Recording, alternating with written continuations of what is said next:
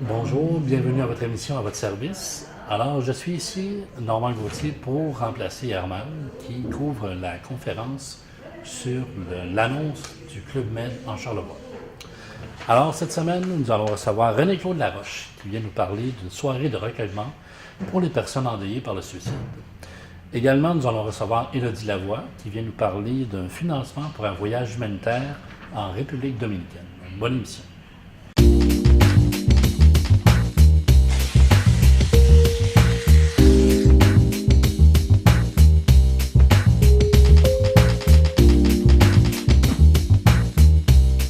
Premiumbeat.com.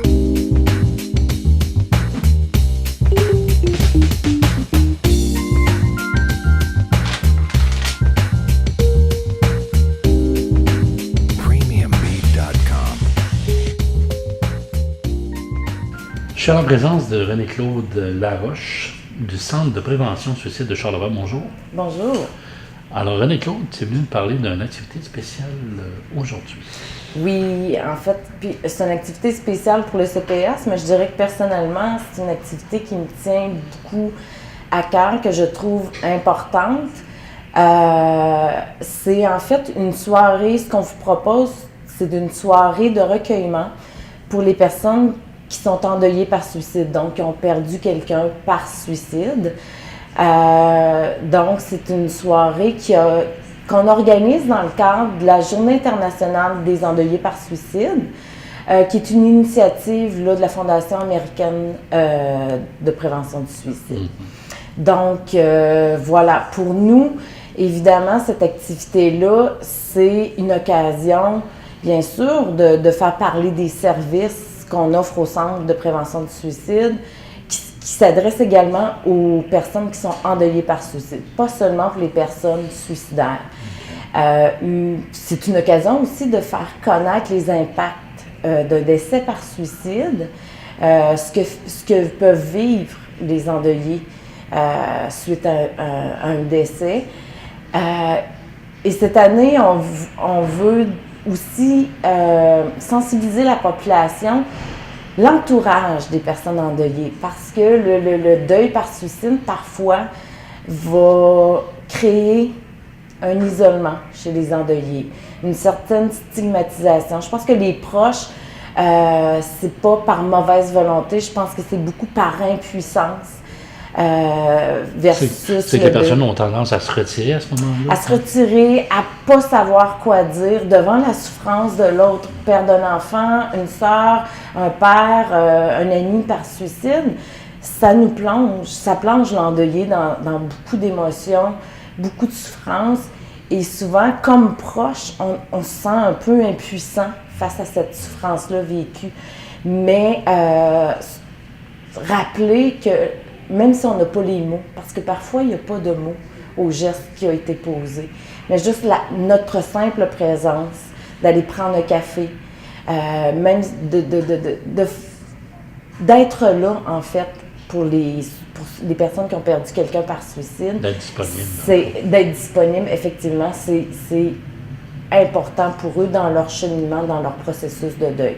Donc, au courant de la semaine, cette année, la journée, je ne sais pas si je l'ai mentionné, c'est le 18 novembre, au niveau international. Donc, durant toute la semaine. Moi, ici, j'ai le 16 novembre. Oui, le 16 novembre, c'est notre activité à nous. Okay. Mais la journée, là, calendrier, là, dans le monde, c'est le 18 novembre. Donc, nous allons profiter de la semaine qui précède le 18 pour sensibiliser la population à ça. Mais c'est à ce que je viens de vous expliquer. Mais pour nous, là où ça devient très important, c'est d'offrir un lieu et un espace aux personnes endeuillées par suicide, l'instant d'une soirée, de se remémorer leurs proches disparus, leurs proches décédés. Pour nous, c'est vraiment important d'offrir cet espace-là pour leur permettre de continuer à cheminer dans le deuil, pour se donner le droit pour un instant, de penser à la personne qui est décédée par suicide, juste à cette personne-là. C'est un moment vraiment de recueillement. Nous, on propose certaines activités, mais chaque endeuillé qui est présent lui donne son propre sens, qui fait sens pour lui. Donc, c'est vraiment une occasion et ça permet aux endeuillés de se regrouper ensemble. Il n'y a pas de discussion prévue durant la soirée de façon officielle, mais je pense que pour ceux qui le souhaitent, c'est un moment d'échange très, très intéressant. Parler avec des gens qui vivent la même chose, qui ont vécu la même chose, qui vivent les mêmes émotions. Donc, c'est vraiment quelque chose de riche et de fort lorsqu'on réunit des endeuillés par suicide ensemble. C'est une sorte de soirée commémorative. Oui, nous l'avons appelé une soirée de recueillement, mais effectivement, là, c'est une soirée commémorative où les gens, donc ça va se passer au quai à Saint-Irénée. Et donc, les gens sont invités à venir nous rejoindre dès 6h30 le soir. Évidemment, c'est le 16 novembre, le jeudi 16 novembre, donc il faut penser à s'habiller chaudement parce que sur le quai, bon, avec le vent sur la jetée, parfois c'est plus frais. Et donc, on invite les gens, comme je le disais, dès 18h30. De 18h30 à 19h15 environ, c'est l'accueil des gens. On va remettre à chaque participant une vigile, une bougie dans un pot sur laquelle ils pourront inscrire à la mémoire de qui ils sont. Donc, inscrire le nom de leurs proches décédés. Et donc, tout ça, c'est ça, vers 19h15, l'activité de vigile va débuter. Et puis, on invite les gens, les participants qui vont venir, à apporter avec eux soit un texte, un message qu'ils auront écrit. Ils pourront le faire le soir même, là, dans le cas qu'ils n'ont pas pu l'écrire avant. Donc, d'amener un texte ou bien un objet qui peut facilement et sans danger être jeté au feu. Donc, ce sera un autre geste symbolique qu'on invitera les endeuillés à poser. Pourquoi le jeter dans le feu? On est parti un peu de la philosophie, un peu des nations autochtones. Pour eux, le feu, c'est la purification, c'est la libération. Et la fumée qui s'échappe d'un feu, c'est un message qui est envoyé au grand esprit. Bien sûr, nous, on n'y met pas la connotation religieuse ou de croyance. C'est le symbole qui est important. Mais c'est le symbole. Donc, ceux qui souhaiteront envoyer un message à leurs proches ou se libérer de quelque chose, ça va se faire, ça leur est proposé. Et puis, si la température nous le permet, donc, la soirée va se terminer par une envolée de lanternes célestes. Donc, les gens pourront faire soit seuls ou en groupe, là, en famille ou entre amis, allumer et lancer au ciel. C'est une tradition asiatique. Et pour eux, c'est beaucoup utilisé pour justement une commémoration des défunts.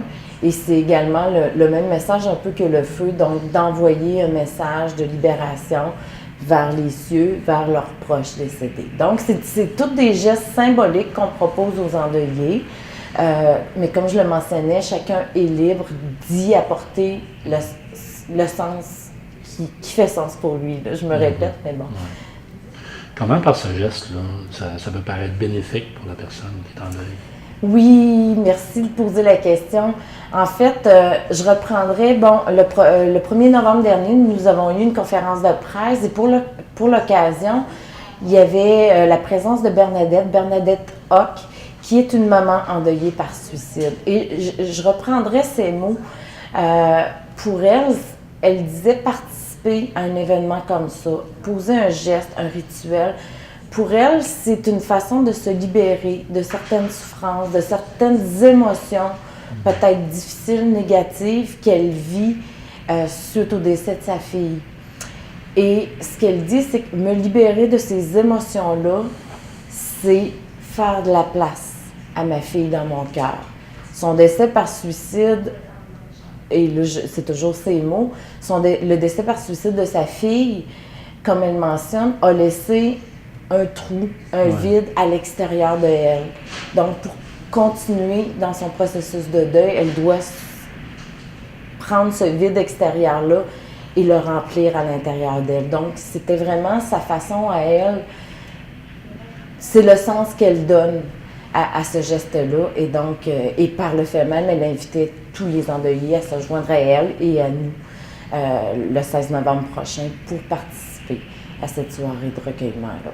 Parce que pour un événement comme ça qui arrive soudainement, c'est un peu immense, c'est un peu gros pour dire arriver à gérer ça puis à supporter ça tout seul, dans le fond. Effectivement, je pense que on a besoin vraiment. D'abord, c'est un événement tragique. Hein? Perdre quelqu'un par suicide, ça ne fait pas de sens. Donc, ça plonge les endeuillés dans un deuil qui est douloureux et qui est long.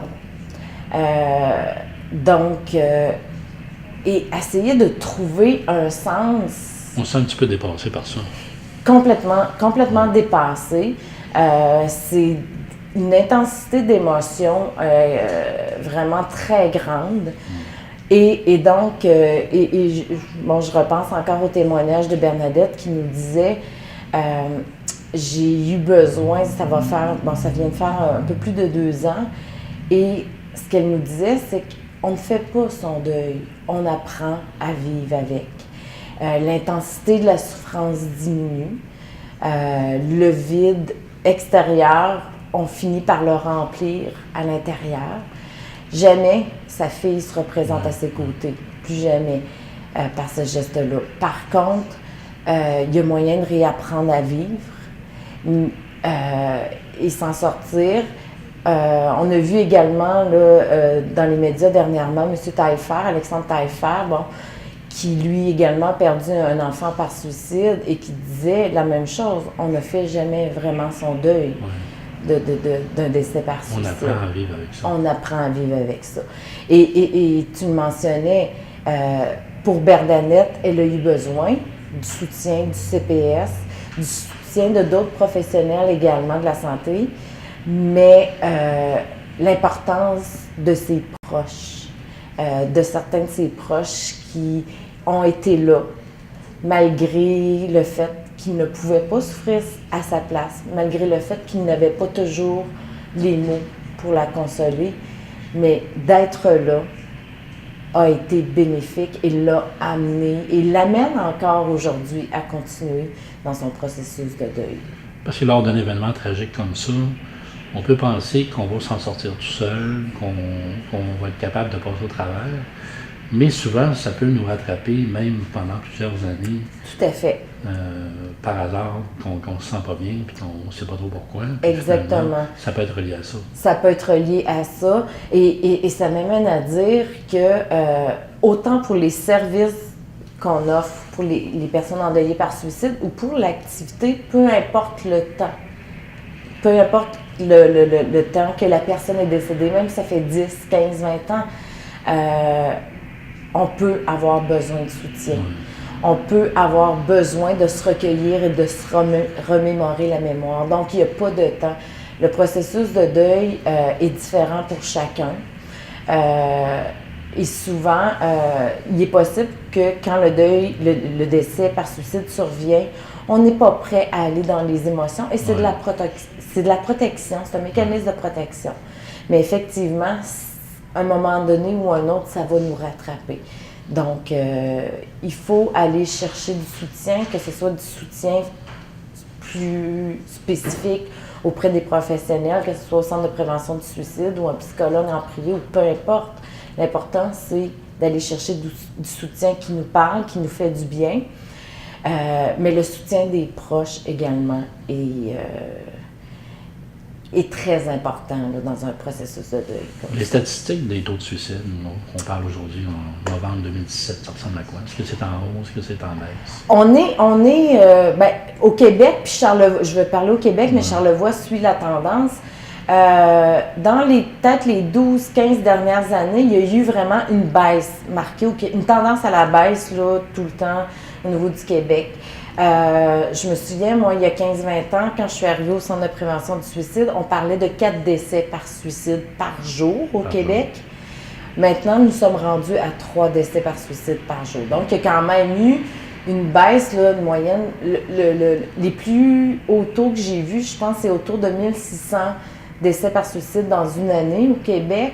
Là, on se maintient à 1100 environ par année, là, décès par suicide au Québec. C'est encore énorme. On est content de la baisse qu'il y a eu dans les dernières années. Maintenant, on sent une stagnation. Donc, ni à la hausse ni à la baisse, mais on voudrait vraiment que ça continue à la baisse. Pour Charlevoix, ça représente environ 5 décès par suicide par année. Évidemment, ça, c'est de par notre petite population. On se situe plus ou moins dans la moyenne québécoise. On n'est pas pire, mais on n'est pas mieux non plus. On estime que pour chaque décès par suicide, ça va laisser en moyenne 10 personnes endeuillées par suicide. Évidemment, dans Charlevoix, un décès par suicide va toucher plus de personnes, plus que 10 personnes, on s'entend. Parce qu'on est une petite population, parce que tout le monde se connaît, donc c'est un facteur. Mais quand on parle de plonger 10 personnes, c'est les plonger dans un état de deuil. Donc, c'est des gens qui avaient un lien signifiant et qui vont s'engager dans un processus de deuil là, qui va être plus ou moins long selon les personnes, selon les circonstances qui entourent le décès, selon la nature de la relation et tout ça. Là. Donc, au niveau du centre de prévention, oui. Est-ce que c'est très actif ou bon? Au niveau de la demande d'aide, je vous dirais, depuis, encore là, les 10 dernières années, pas les 10 dernières années, mais peut-être les 12 dernières années, l'augmentation de la demande d'aide confondue, que ce soit les personnes en détresse, les personnes endeuillées par suicide ou les proches des personnes en détresse, c'est en augmentation constante. Notre demande d'aide a quadruplé et les interventions réalisées ont quintuplé. Donc, est-ce qu'il y a plus de détresse? Moi, j'ose croire, ou j'espère, que c'est...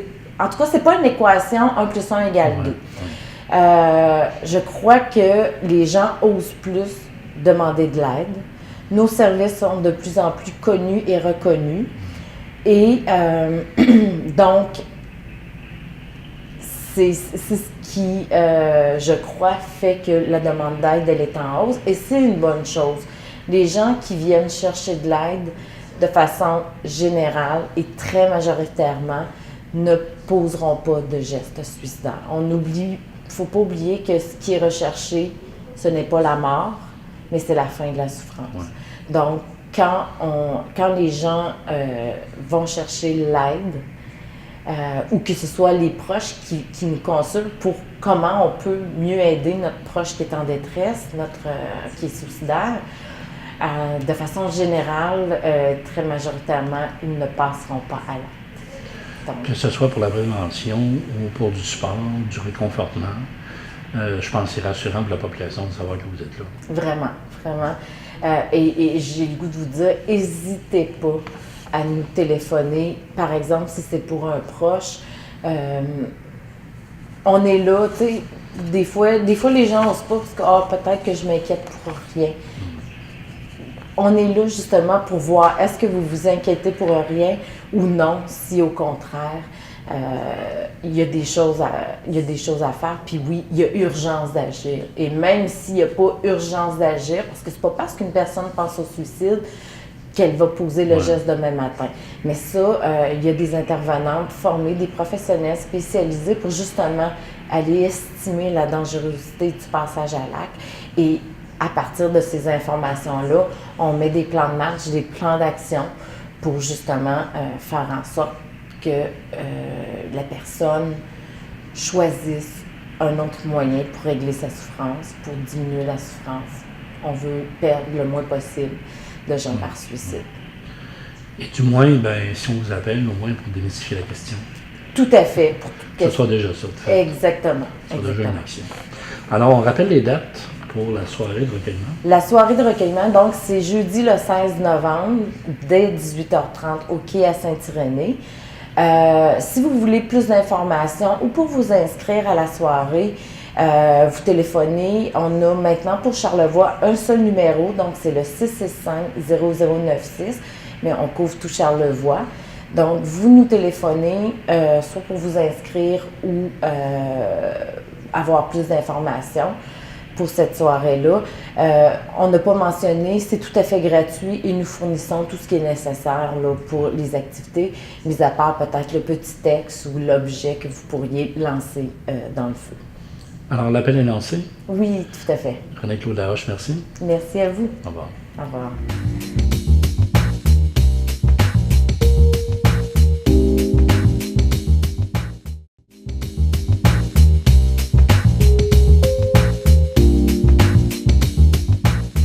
Je suis avec Élodie Lavoie. Bonjour. Bonjour. Alors, Élodie, tu viens de parler d'un financement pour un voyage humanitaire. Oui, exactement. Alors, qu'est-ce que c'est le voyage humanitaire? D'abord, c'est où ce voyage? Ça va être un voyage humanitaire qui va avoir lieu en République dominicaine. Fait que c'est dans la région de Samana. C'est la ville de Guabo. Ok. Je pense que ça se prononce. Là. Mhm. Ouais. Ça va être le voyage qui va être fait. OK. Alors, qu'est-ce qui t'a décidé, toi, de t'impliquer pour ce voyage? Pourquoi? Genre? Oui. En fait, c'est plus pour un accomplissement personnel. Je veux dire, c'est quelque chose qu'on va pouvoir dire qu'on a fait, parce que on a comme l'impression que ce qu'on a fait, ça vaut, puis ça a une différence dans le monde. Puis je veux dire, parce qu'avec la fondation avec laquelle on fait l'affaire, qui est l'aide humanitaire, on construit une maison, qu'on va donner à une famille. Puis avec les catastrophes naturelles qui ont eu lieu ces dernières semaines, il y en a aucune qui ont été endommagées, ils sont toutes restées ils ont toutes resté intactes. Puis c'est sûr que les autres qui étaient construits par les habitants là-bas, ils sont toutes détruites. On sait que ça fait vraiment une différence pour ces familles-là. Puis moi, c'est vraiment ça qui m'intéressait. Puis depuis que je suis toute jeune, je veux faire des voyages humanitaires. Puis je sais que je veux aider les gens. Je sais que c'est mon premier, mais c'est pas mon dernier, c'est sûr. Tu avais déjà un intérêt pour ça? Oui, j'avais déjà un intérêt pour ça. Ouais. Et toi, tu as entendu parler de ça comment? Par des amis qui l'ont déjà fait? Oui, en fait, ce projet-là, il a été fait il y a 2 ans avec des élèves de secondaire 4 et de secondaire 5. Puis parmi ces gens-là, j'avais des amis qui m'en ont parlé. Puis je sais que c'était vraiment le fun, ils ont vraiment aimé l'expérience. Puis là, après 2 ans, M. Jean-Daniel et Mme Stéphanie Pelletier ont décidé de le refaire une deuxième fois parce qu'ils avaient vraiment trouvé que l'expérience était enrichissante. Fait qu'ils sont venus nous approcher, puis là, c'est sûr qu'il y a une gang qui se sont tous garochés sur la possibilité parce que, on voulait tous faire ça. Fait que, comment ils vous présentent ça pour dire c'est pas un voyage de plaisir qu'on s'en va pour aller sur la plage? Oui, non, c'est ça. Ils nous ont vraiment averti que c'était pas là, on va pas être là, puis on va coucher sur la plage, puis on va avoir du fun, puis c'est vraiment là pour travailler. Non, c'est ça. Ils nous ont apporté des gens qui l'avaient fait la dernière fois, qui sont venus témoigner de leur expérience, puis les autres, ils nous l'ont dit, que c'est pas là pour voyager puis voir la beauté, parce qu'on s'entend que oui, la République, c'est beau, mais là où on va, c'est vraiment une partie qui est pauvre, parce que ce qu'on entend parler de la République, c'est la partie là où il y a des hôtels, puis c'est beau, puis ça, mais là où on va, les plages, il y a des déchets, c'est sûr que la mer est belle, là, mais il y a des déchets partout, puis c'est délabré, c'est vraiment pauvre, fait que c'est pas là pour ça, c'est vraiment juste pour aider puis faire une différence, là. C'est pas un voyage touristique où on va s'amuser, danser, Les témoignages de ces personnes-là qui sont allées, ça ressemble à quoi? Bien, ils nous ont tous dit pour que c'était une expérience qui était exceptionnelle. Il faut vivre ça. Puis en plus, on est jeunes, puis c'est là que, comme on dit, ça forme la jeunesse, les voyages forment la jeunesse. Puis ils nous ont vraiment dit que c'était une belle expérience qu'on devrait vivre. C'est sûr qu'ils nous ont parlé des choses qu'il y avait. Là, je veux dire, la nourriture, c'est pas la meilleure nourriture non plus. Là, pendant 2 semaines, il y en a qui n'ont pas mangé. Quelqu'un qui est difficile, c'est peut-être plus difficile. C'est peut-être plus difficile, justement. Ça peut être problématique. Oui, c'est ça. Sinon, ils nous ont parlé justement qu'ils restaient dans le monastère, que c'était pas, on sortait pas la nuit pour aller aventurer. Puis, je veux dire, mais ils ont vraiment trouvé, ils ont tout apprécié l'expérience, je pense. Puis en plus, eux autres qui étaient arrivés pendant un festival. Fait que, ils nous ont compté que là-bas, en parlant de ce festival-là, ils se lancent tous des ballons dessus, puis ils se frappent avec des bâtons. Avec des bâtons. Puis ça, c'est une façon. C'est peut-être pas des bâtons, mais je sais que c'était quelque chose qui frappe. Puis pour eux, c'est une façon de présenter l'amour, genre de montrer de l'amour. Puis les autres sont arrivés là, ils ne savaient pas, ils connaissaient pas. Drôle de façon de montrer l'amour, effectivement. J'avoue. Ils ne savaient pas qu'il allait avoir ça, puis ils se sont fait frapper, puis là, ils étaient tous Ben, fait que, ils nous ont montré que c'était un choc culturel. Il était un peu déstabilisé. Un peu déstabilisé, effectivement. Et pourquoi la République dominicaine?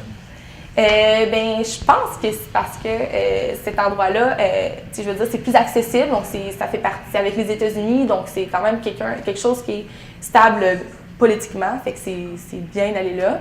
En plus, au niveau des vaccins, il n'y a aucun vaccin qui est nécessaire de prendre, fait que ça veut dire que les maladies, c'est pas l'endroit qui est le plus pire. Fait que je pense que c'est pour ça, je pense au niveau de l'accessibilité, puis aussi c'est une place qui est bien connue, puis en plus, nos accompagnateurs, c'est des gens qui ont beaucoup voyagé, donc j'imagine que sûrement ils connaissaient le milieu de la République dominicaine. Puis en plus, sûrement aussi qu'avec la fondation avec laquelle on fait affaire, eux, ils vont beaucoup en République. Ça joue peut-être le fait qu'on fait affaire avec cette fondation-là. C'est peut-être vraiment juste là qu'ils font des maisons de construire. Donc c'est peut-être pour ça qu'on va vraiment en République dominicaine. Alors, vous partez 15 étudiants, Oui, plus 2 accompagnateurs. exactement. Ouais. Il y a 14 étudiants de secondaire 5, puis il y en a une qui vient de s'ajouter, en fait, qui est au cégep. OK. Comment ça se passe quand on arrive là-bas? Qu'est-ce que vous allez faire? En fait, on ne sait pas l'horaire encore fixe, mais en fait, on va commencer par peinturer des maisons. Donc, ça, c'est sûr qu'on va contribuer à vraiment peinturer. Je pense que l'année passée, il y avait une couple de maisons. On va ramasser les plages. Donc, comme j'ai dit, il y a vraiment plein de déchets sur les plages. C'est hallucinant. Donc, l'année passée, il y avait ramassé 250 sacs noirs de déchets. Fait que ça, on va faire ça. On va aussi passer 3 jours, je crois, à l'orphelinat, à sortir les enfants, à les amuser, puis ça, puis leur sortir un peu leur quotidien.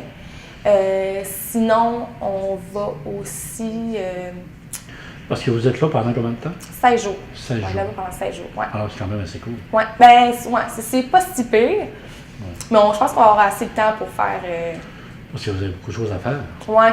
Dans 16 jours, est-ce que vous pensez d'avoir assez de temps pour faire ça? Je pense que oui. Je pense que justement, on va commencer peut-être par faire les déchets. Je pense que les déchets, ça aurait pris quelques journées. Après ça, l'orphelinat, on passe là 3 jours. Puis je pense qu'on va passer le reste du temps à peinturer les maisons, tout ça. Fait que je pense qu'on devrait rentrer dans le temps. Ouais. Et c'est sûr qu'on peut pas faire ça trop longtemps parce qu'on a quand même, on a l'école. Puis je pense qu'on voulait pas trop. Puis c'est eux, les accompagnateurs, ils ont un travail, ils sont occupés aussi. Puis on apprécie beaucoup qu'ils fassent ça pour nous. Fait que je pense que ça joue. Ouais. As-tu des craintes par rapport à ce voyage-là? Je crois que ce qui me fait le plus peur, ça serait les maladies. Parce que c'est pas les mêmes maladies, justement. C'est sûr qu'on va prendre les vaccins qui sont nécessaires pour pas tomber malade. Parce que, il y a des maladies qui se transmettent par les moustiques et tout. Donc, on espère ne pas tomber malade. Mais c'est sûr que la dernière fois qu'ils ont fait ce voyage-là, il y a personne qui est tombé malade, parce qu'ils prennent vraiment des précautions par rapport à la nourriture. Ils rentrent dans les salles de cuisine pour vraiment s'assurer que tout est propre, puis tout est beau, puis on mange pas de légumes, je crois, rien, puis de trop être embouteillé, puis tout est beau. Fait que je pense que ça serait de tomber malade pendant mon voyage, on fait pas ça. Les araignées? C'est ça, les araignées, ça c'est une autre affaire. Là. Je sais que l'année passée, ils m'ont parlé qu'il y avait des araignées dans le monastère parfois, donc ça va peut-être arriver qu'on en rencontre, mais essayez de pas trop capoter. On va essayer. Quand on participe à une expérience comme ça, c'est quoi qu'on va chercher, personnellement?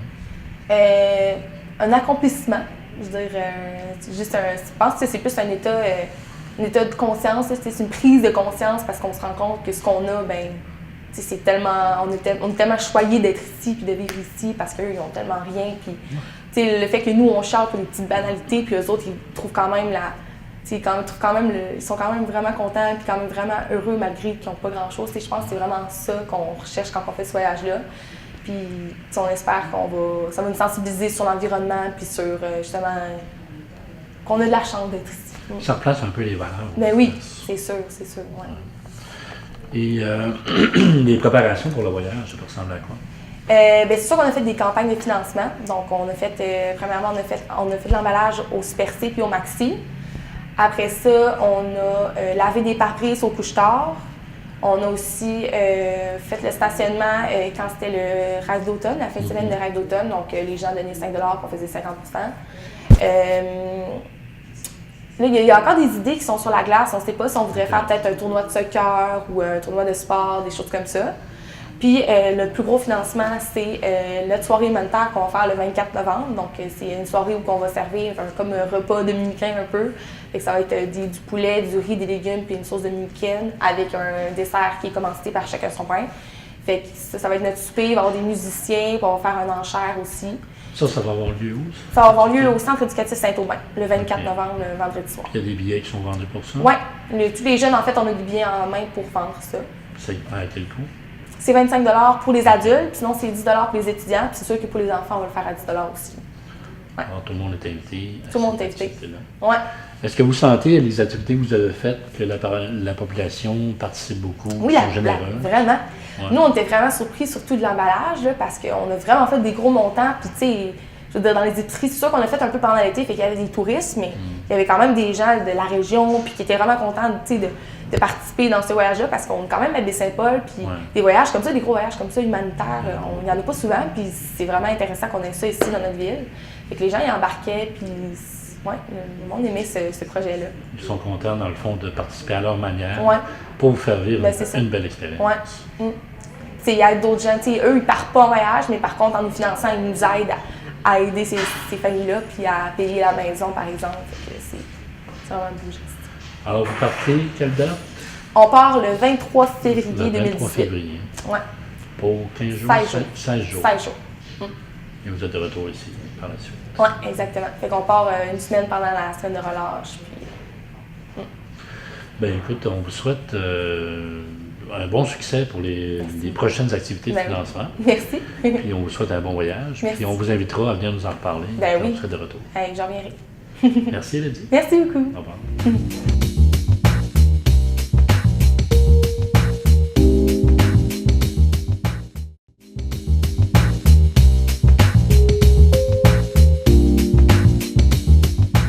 Alors voilà, c'est ce qui conclut notre émission pour cette semaine. J'espère que ça vous a plu. On remercie la Bibliothèque René Richard pour nous accueillir pour l'enregistrement de cette émission. Si vous avez des suggestions, des commentaires ou des sujets à venir nous parler, nous proposer, on vous invite à nous contacter au 418-435-5134 à TVCO pour vous inviter à prendre part à notre émission. Alors, on vous retrouve la semaine prochaine. Au revoir. Merci.